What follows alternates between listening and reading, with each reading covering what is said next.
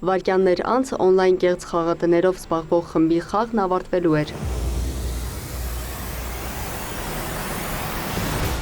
Օրեր առաջ ոստիկանները կասեցրել են ասիական հանցավոր խմբի գործունեությունը։ Ստեղծել էին կայքեր, որոնցում հնարավոր էր խաղադրույքներ կատարել, խաղեր խաղալ եւ իբր գումար հաղթել։ Ովքեր որ ցանկանում էին այդ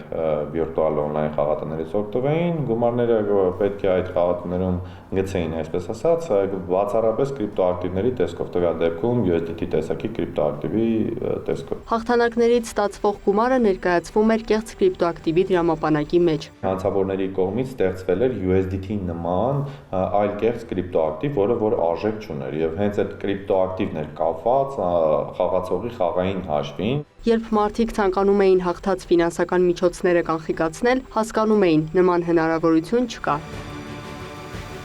Գործունեությունը քողարկելու նպատակով հանցավոր խումբը բազմաթիվ կրիպտոդրամապանակներ է օգտագործել։ Եվ այդ կրիպտոդրամապանակների միջև փոխանցումներ իրականացնելով փորձել են իրականացնել, այսպես ասած, փողերի լվացում եւ իրենց կողմից հանցավոր ճանապարհով ձեռբերված եկամուտները օրինականացնել։ Օնլայն կեղծ խաղատների կայքերն այս պահին գործում են։ Նախաքննություն է իրականացվում, հետագայում այդ կայքերի գործունեությունը հնարավոր է ամբողջապես արգելափակել։ Բացահայտված հանցավոր խումբը գործել է Հայաստանում, սակայն այլ երկրներում նրանց հետ փոխկապակցված խմբեր կան։ Դեռևս կասեցված է միայն Հայաստանի Հանրապետությունում իշալ հանցավոր խմբավորման գործունեությունը եւ միջազգային համագործակցության շնորհիվ հույս ունենք, որ նաեւ կկասեցվի օտարերկրյա պետություններում նրանց հետ համագործակցող խմբերի գործունեությունը։ Խմբում 20-ից ավելի մարդ է եղել, հիմնականում Չինաստանի, Մալայզիայի, Ինդոնեզիայի քաղաքացիներ։ Մկրտչյանը նշում է, խուզարկության ընթացքում նկատել են, որ որոշ քաղաքացիների անձնագրեր չհրկիզվող պահարաններում են պահված եղել։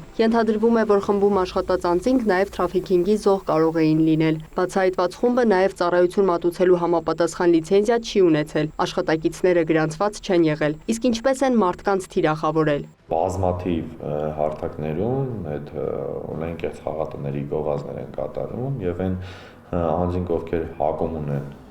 օրինակի համար խաղադրույքներ կատարելու, գրանցվում են եւ փորձում են շահումներ ունենալ։ Բացի այդ նաեւ համացանցում լայն տարածում ունի, երբ օրինակ տարբեր հարթակներում վաճառում են այսպես ասած խաղացողների տվյալների բազաներ էլեկտրոնային փոստերով եւ այդ էլեկտրոնային փոստերի միջոցով ռասիլկաներ են անում, այսինքն համատարած ուղարկում են նամակներ, որ դուք ունեք օրինակ բոնուսներ, կարող եք մտնել այստեղ, այդ բոնուսները վերցնել։ Քննություն է իրականացվում հանցավոր խմբի մասնակիցներին քրեական պատասխանատվության ենթարկելու հարցը որոշելու համար։ Կայքերից օգտվել են հիմնականում ասիական երկրների քաղաքացիները, թե քանի տուժող կա դեռ պարզվում է։ Լիանա Խաչատուրյան, Սեյրան Անտոնյան, լուրեր։